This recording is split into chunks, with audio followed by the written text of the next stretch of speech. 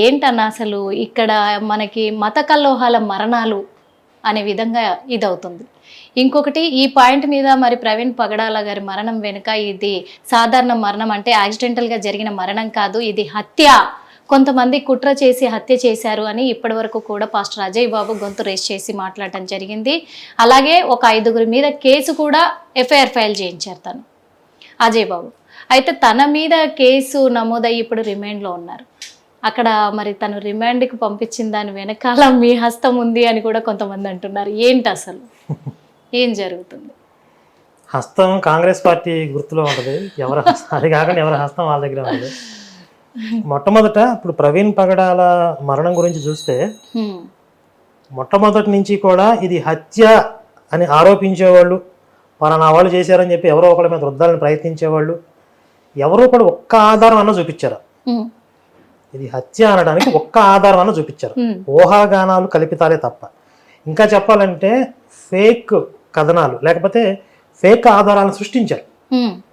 ఫేస్బుక్లో ఎవడో కామెంట్ పెట్టాడు, ఇదే ఆధారం, ఇది ఏఐ ఫుటేజ్ అని చెప్పి ఒకడు, ఇంకొకటి ఎక్కడో జరిగిన ఇన్సిడెంట్ని తీసుకొచ్చి ఆ వీడియో ఇదే అని చెప్పి, ఇలా వీళ్ళు సృష్టించినవి కొన్ని కల్పితాలు తప్ప ఒక్క ఆధార సహితంగా ఎవరు మాట్లాడలేదు. కానీ కొన్ని కొన్ని వాస్తవాలు బయటపడే కొద్దీ ఆయన ఇంటి దగ్గర నుంచి బయలుదేరిన దగ్గర నుండి ఎక్కడికి వెళ్ళాడు, ఏ టైంలో ఎక్కడ ఉన్నాడు, 3-4 గంటల మధ్యలో మిస్ అయ్యాడు, అక్కడ ఎక్కడ ఉన్నాడు అని మొదటి రోజు తెలియదు. అంటే పోలీసులు ఫస్ట్ ప్రెస్ మీట్ పెట్టినప్పుడు తెలియదు. తర్వాత విజయవాడలోనే అలసిపోయి ఒక పార్కులో పడుకున్నాడు. ఆ రోజు జర్నీలో ఆయన కొంత మద్యం తీసుకున్నాడు. ఇవన్నీ టైంతో సహా సీసీ ఫుటేజ్ మనకు లభ్యం అవుతున్నాయి. మొత్తం 15 గంటల సీసీ ఫుటేజ్ తీశారు. అలాగే ఆ యాక్సిడెంట్ అయిన ప్లేస్ లో ఏ వాహనం కూడా ఆయన వాహనానికి తగల, తనంతటి తనే రోడ్డు పక్కన నుంచి స్కిడ్ అయిపోయాడు. ఇవన్నీ చూస్తుంటే ఇదంతా కూడా ప్రమాదంగానే జరిగింది అనేది అందరికీ అర్థమవుతుంది. కాస్త ఎలాంటి పర్సనల్ ఇంటెన్షన్స్ లేకుండా చూసిన వాళ్ళకి అర్థమవుతుంది. కానీ ఒక పర్సనల్ ఎజెండా పెట్టుకుని ఈ ప్రమాదాన్ని ఒక హత్యగా చూపించి కొంతమంది మీద రుద్దాలి, మత కలహాలు సృష్టించాలి, ప్రశాంతంగా ఉన్న భారతదేశంలో అల్లకల్లోలు సృష్టించాలి అనే ఒక ఎజెండాతో ఉన్నటువంటి కొన్ని మత మార్పిడి ముఠాలకి ఇది హత్యలా కనపడుతుంది. అందులో ప్రధానంగా ఇప్పుడు ఈ 4-5 ఎవరైతే పాస్టర్లు ఉన్నారో వీళ్ళు పిచ్చుకుక్కల్లాగా మాట్లాడడం ఇవన్నీ చేస్తాం. అయితే అతను అందులో ఉన్నటువంటి ఒక వ్యక్తి ఎందుకు అరెస్ట్ అయ్యాడు అంటే స్పష్టమైన సమాచారం ఇప్పటికీ తెలియదు. ఒక సమాచారం ఏంటంటే ఇంకొక పాస్టర్ గారు పెట్టిన కేసులో ఇతను అరెస్ట్ అయ్యాడు. ఆయన పేరు జోసెఫ్ గారు కేసు ఫైల్ చేశారు. ఎందుకు? ఈయన నేను హిందూ దేవీ దేవతల విగ్రహాలే కాదు యేసు విగ్రహాలను కూడా పగలగొడతాను, మరియమ్మ విగ్రహాలను కూడా పగలగొడతాను అని ఒక ఇంటర్వ్యూలో మాట్లాడాడు. అది ఒకసారి నేను ప్లే చేస్తాను. విగ్రహారాధన చేయడానికి అవకాశమే లేదు. మీరు నన్ను ఏమడుగుతున్నారు అంటే మరి యేసుక్రీస్తు ప్రభు విగ్రహాలు మరే విగ్రహాలు ఎందుకు పెడతారు, ఇది మీ ప్రశ్న. అంటే జూడో మతంలో కూడా విగ్రహారాధన లేదు. రోమన్ క్యాథలిక్స్ అలా విగ్రహారాధన చేస్తారు. వాళ్ళు ఏమంటారంటే మేము విగ్రహాన్ని పూజించట్లేదు కానీ విగ్రహ రూపంలో మేము నిలవబెట్టి ఆ దేవుని చూసుకుంటున్నామంటారు. అది చెల్లదు. అది కూడా అవాస్తవమే. రోమన్ క్యాథలిక్స్ ఏమనుకున్నా నాకు ఇబ్బంది లేదు. యేసుక్రీస్తు నేను చాలా సార్లు అడిగాను, విగ్రహారాధనే. యేసుక్రీస్తు ప్రభు విగ్రహం ఏదన్నా నాకు ఉండి ఇక్కడ పాల్గొడతాను. యేసుక్రీస్తు ప్రభు విగ్రహం ఏదన్నా ఉండి ఇక్కడ పాల్గొడతాను. నేను చాలా పెద్ద స్టేట్మెంట్ భలేవారే ఇవ్వండి ఇక్కడ పాల్గొడతాను. మరీ విగ్రహం ఏదన్నా ఉండి పాల్గొడతాను. నేను ఇక్కడ విగ్రహాలవి ఆత్మ ఉండగా వినండి బ్రదర్, దేవుడే ఉండగా నాకు మధ్యలో విగ్రహం ఎందుకు? ప్రతి చర్చ్ లో మీరు చూసే విగ్రహాలు ఎవరు? ఇప్పుడు నా చర్చిలో విగ్రహం ఉంటే మీరు నన్ను అడగాలి. మీరు నా చర్చికి రండి, మీ చర్చిలో ఈ విగ్రహం ఏంటి అని నన్ను అడగాలి. చర్చికి వచ్చే వాళ్ళే నిజమైన క్రిస్టియన్లు అన్నది విషయం గమనించండి. నేను ఒక విషయం చెప్తున్నాను. విన్నారు కదా, వీడికి ఏంది ఇంత పైత్యం ఏంది, ఇంత ఉన్మాదం ఏంది? భగవంతుణ్ణి విగ్రహమూర్తిగా చూసుకుని ఆరాధించే సంస్కృతులు సంప్రదాయాలు కొన్ని చోట్ల ఉన్నాయి. వీడు నమ్మిందే సత్యం, నేను ఆరాధించినట్లుగానే అందరూ ఆరాధించాలి, లేకపోతే వాళ్ళ విగ్రహాలు పగలగొడతారంటే ఇది టెర్రరిజమా కాదా? ఉగ్రవాదం అంటే ఇంతే కదా. ఖచ్చితంగా. మరి ఉగ్రవాదం ఎక్కడ ఉండాలి? జైల్లో ఉండాలా, బయట ఉండాలా? జైల్లోనే ఉండాలి. ఆ ఉద్దేశంతోనే ఇప్పుడు వెళ్ళారంటారా? మరి ఇందులో మా హస్తం ఏముంది? ఇప్పుడు మీరు చెప్పినట్టుగానే మొదటగా ప్రవీణ్ పగడాల మరణం గురించి మీరు చెప్పారు. అంటే ఇప్పుడు ఏ ప్రూఫ్స్ కూడా వాళ్ళ దగ్గర లేవు, ఏ ఆధారాలు కూడా లేవు, కానీ ఇది హత్య అని చెప్తున్నారు అని మీరు అంటున్నారు. కానీ వాళ్ళు ఏమంటున్నారంటే అక్కడ సాక్ష్యాధారాలు ఖచ్చితంగా కనబడుతున్నాయి, కర్రల మీద బ్లడ్ మార్కలు ఉన్నాయి, ఇంకొకటి తనకు డ్రెస్ విప్పి మళ్ళీ వేశారు. ఎందుకంటే సైలెన్సర్ ఒకవేళ పైన పడిందే అనుకుందాము, సైలెన్సర్ కాలితే పాయింట్ కాలుతుంది ఫస్ట్, కానీ పాయింట్ కాలకుండా లోపల తన తొడ భాగం మొత్తం ఇంత ప్లేస్ కాలిపోయి ఉంది, అదెలా జరిగింది, ఇంకొకటి తన వీపు పైన రాడ్డుతో కొట్టిన దెబ్బ ఉంది, అదెలా జరిగింది, ఇవన్నీ అనుమానాలు ఉన్నాయి కదా. యాక్చువల్గా చెప్పాలంటే ఈ సీసీ ఫుటేజ్ కూడా వీళ్ళు ఫేక్ వీడియోని, ఫేక్ వ్యక్తిని క్రియేట్ చేసి ఈ సీసీ ఫుటేజ్ రెడీ చేశారు. ఎందుకు చెప్తున్నామంటే ప్రవీణ్ పగడాల గారికి బైక్ మీద కూర్చున్నప్పుడు కింద కాళ్ళు పెడితే బ్యాలెన్స్ ఆపడానికి కాళ్ళు అందవు, ఆయన వేళ్ళు కూడా ఇట్లా పైకి పెట్టి ఇట్లా ఆపుతారు, కానీ ఈ వ్యక్తి హైట్ వ్యక్తి అని, అందుకే పక్క ప్రూఫ్స్ తోటి మేము చెప్తున్నాము ఇది హత్య అని చెప్పేసి వాళ్ళు అంటున్నారు. ఇక్కడ సీసీ ఫుటేజ్ అంతా కూడా ఫేక్ సీసీ ఫుటేజ్ అంతా క్రియేట్ చేశారు అని చెప్పేసి అంటున్నారు. మరి ఒరిజినల్ వాళ్ళది తెమ్మనండి. ఇది ఫేక్ అని చెప్పినప్పుడు ఒరిజినల్ ఏదో వాళ్ళకి తెలిసి ఉంటది కదా.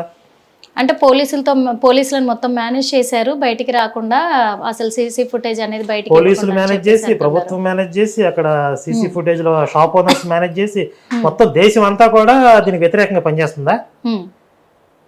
ఏం చెప్పదలుచుకున్నారు?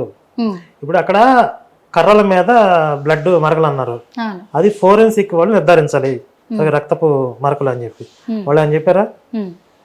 వీళ్ళే ఊహాగానాలు. ఇప్పుడు ఆయన జారి పడిపోయే క్రమంలో ప్యాంట్ కిందకి జారిపోయింది, దానివల్ల తొడభాగంలో సైలెన్సర్ అంటుకొని ఖాళీ ఉండవచ్చు, ప్యాంట్ కిందకి జారిందని వాళ్ళు చెప్తున్నారు. దాన్ని కూడా ఏమని సృష్టిస్తున్నారు, ఈ ప్యాంట్ కిందకి లాగేసి మళ్ళీ తొడిగే ప్రయత్నంలో వాళ్ళకి పూర్తిగా పైకి లాగలేకపోయారు, ఎక్కలేదు అని చెప్తున్నారు. ఇప్పుడు ఆయన అంత స్పీడ్గా జారి పడిపోయినప్పుడు బట్టలు జారిపోయి ఉండొచ్చు కదా. కానీ ఇక్కడ ఒక విషయం ఏదేమైనప్పటికీ కూడా తను డ్రింక్ చేసి మరణించారా పక్కన పెడితే, హత్య చేశారా అని పక్కన పెడితే, ఈ హిందూ ముస్లిం క్రైస్తవుల మధ్య ఎందుకు ఈ మత కలహాలు, ఎందుకు ఇప్పుడు ఈ టైంలోనే వీళ్ళు ఇలా అంటే అలా కుటుంబ సభ్యులు కూడా బయటికి రావట్లేదు, మాట్లాడట్లేదు, కానీ మిగతా క్రైస్తవులు మాత్రం చాలా ఈ విషయం పైన స్పందిస్తూ ఉన్నారు. అంటే ఏం చెప్పాలనుకుంటున్నారు మీరు? ఇప్పుడు అదే ఊళ్ళో పెళ్లికి కుక్కల హాడాడంటారు కదా. ఇప్పుడు వాస్తవంగా అక్కడ అన్యాయం ఏదైనా జరిగితే, ప్రవీణ్ గారిది హత్య కనుక అయితే ఎక్కువ బాధపడేది కుటుంబ సభ్యులు, న్యాయం కావాలని పోరాడాల్సింది మొట్టమొదటి వాళ్ళు. కానీ వాళ్ళే సైలెంట్ గా ఉన్నారు. ఎందుకు అంటే వాళ్ళకి కొన్ని వాస్తవాలు తెలుసు కాబట్టి. ఇప్పుడు ఆయన ఇంట్లో నుంచి ఆ రోజు బయలుదేరాడు. ఇప్పుడు ఏ స్థితిలో బయలుదేరాడు అంటే, ఇంట్లో ఏమైనా గొడవలు జరిగినాయా, డిప్రెషన్ లో ఉన్నాడా, ఏదైనా బాధలో ఉండి బయలుదేరాడా, ఆయన బాధలో ఉన్నప్పుడు ఏదైనా మందు తీసుకుంటాడా? ఇప్పుడు ఆ రోజు లభ్యమవుతున్న వివరాలలో ఆయన తాగిన విధానాన్ని బట్టి నార్మల్ గా అయితే లేడు, బీభత్సంగా తాగుతూ కింద పడిపోతూ కూడా లెక్క చేయని స్థితిలో ఉన్నాడు. అంటే తను ఎన్నో ప్రసంగాలలో కూడా సువార్త చెప్పేటప్పుడు కూడా అందరికీ చెప్పారు కదా, మద్యపానం సేవించడం నిషేధం, అది మన క్రైస్తవులు అలా చేయకూడదు అని చెప్పేసి చెప్పిన ఒక పాస్టరు మద్యం ఎలా సేవిస్తారనుకుంటున్నారు? ఎంతమంది క్రైస్తవులు తాగుతారో వాళ్ళ ఆత్మసాక్షి తెలుసు, ఎంతమంది పాస్టర్లు తాగుతారో వాళ్ళ ఆత్మసాక్షి తెలుసు. మా మీద నిందలేస్తున్నారు అంటున్నారు. ఇప్పుడు యేసు కూడా బైబిల్లో చెప్పేది ఒకటి, చేసేది ఒకటి. ఇప్పుడు మాటల్లో ఉన్నంత ఆదర్శాలు ఆచరణలో అందరికీ ఉండవు. అందరూ తికరణ శుద్ధిగా అదే పాటిస్తే, అంటే మనస్సు, వాక్కు, ఆచరణ మూడు ఏకీకృతం అయితే వాళ్ళు ఋషులు అయిపోతారు కదా. ఋషిత్వం వచ్చేసింది వాళ్ళకి. వాళ్ళ వాక్కు ఏమైతే శాసనం అయిపోద్ది, అంటే వాళ్ళు ఏది పలికితే శాసనం అయిపోద్ది ఆ ఋషిత్వం వచ్చిన వాళ్ళకి. కానీ ఇలాంటి పాపాత్మలు ఎందుకు ఋషులు అవుతారు? ఇప్పుడు వాళ్ళు ఏదో ప్రసంగాలు చెప్పినంత మాత్రాన అదే ఆచరిస్తున్నారు అనుకోవటం మన మూర్ఖత్వం. చాలా మంది రాజకీయ నాయకులు చాలా ఆదర్శాలు చెప్తూ ఉంటారు. మరి రాజకీయ నాయకులు అందరూ పరిశుద్ధంగా ఉన్నారా? రాజకీయ నాయకుల వ్యవస్థ అంతా కూడా బాగుంటే ఈరోజు రాజకీయం అంటేనే అది. ఎవరైనా మైక్ ఇచ్చి మాట్లాడే ఆదర్శాలు చెప్తారు. పర్సనల్ జీవితం ఎలా ఉంటుంది? అలా ఉండదు. ఇది కామన్ సెన్స్.